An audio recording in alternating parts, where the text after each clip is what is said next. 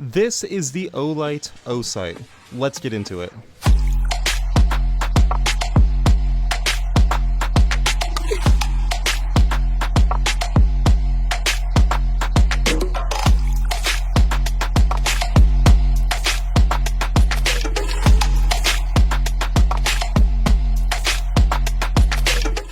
Alright guys, this is me from the future, but I just wanted to let you know that if you do want to save 10% off of this site or anything else on the Olight web store, be sure to use the code APARMS. Again, that'll get you 10% off of anything on the website besides the X9R. Let's get back into the video. So, included in the box, obviously you have the site, you have the charging cover, you get a USB-C cable, you get the tool for mounting and adjusting, you get a little pouch as well as a cleaning cloth, and you also get a various assortment of mounting screws, and these are really cool. They're in these little module boxes that clip to each other.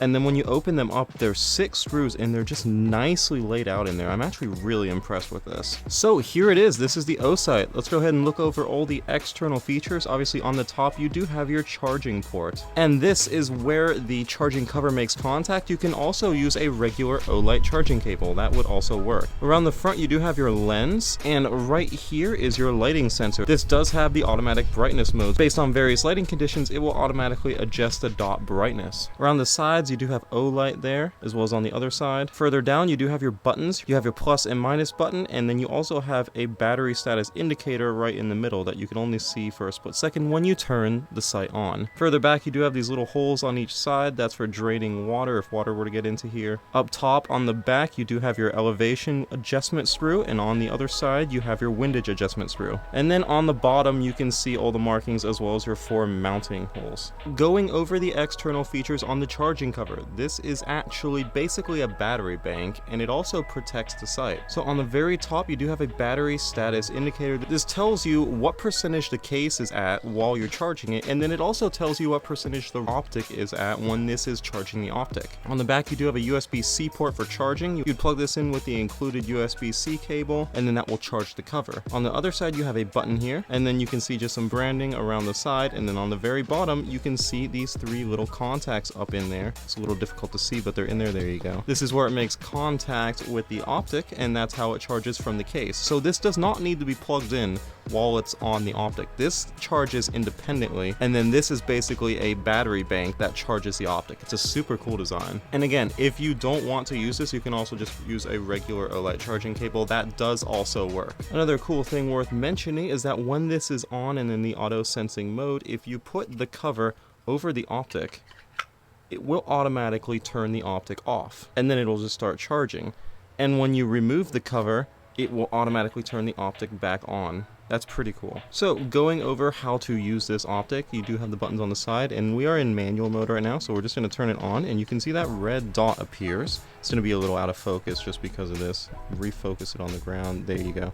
And now you have that red dot there, and this is in manual mode, so if we move the brightness up and down, you can see that every click does change the brightness. Pressing and holding the plus button is how you change the 3 different modes. So if I press and hold that, you're going to see that the light will blink.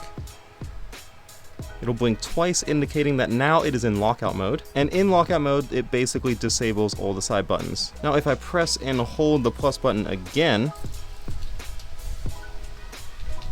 you see it's gonna blink 3 times, and now it is in auto sensing mode, and this is the mode that I would run. It's very similar to auto sensing mode on the Trijicon RMR. So if I cover up the light sensor, you can see that it's gonna dim down because it thinks it's in the dark. If I uncover, it just gets instantly brighter, and it works very well. And then if I hold it again, you got 1 blink, and now it's back in manual mode. And then to turn off the optic, you just press and hold both of these.